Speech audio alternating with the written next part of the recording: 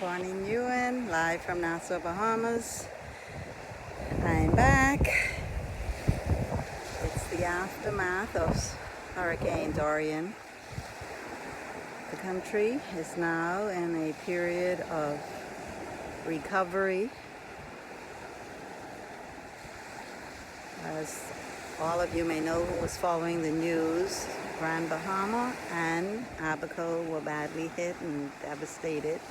We were okay in Nassau. The Red Cross needs help. All of these volunteer groups need help. I helped out today at the Red Cross. Please do what you can. Our people need help. Words of encouragement. Do your part. Get involved. Don't make excuses. Peace out. Love. Blessings. Take care. Be vigilant.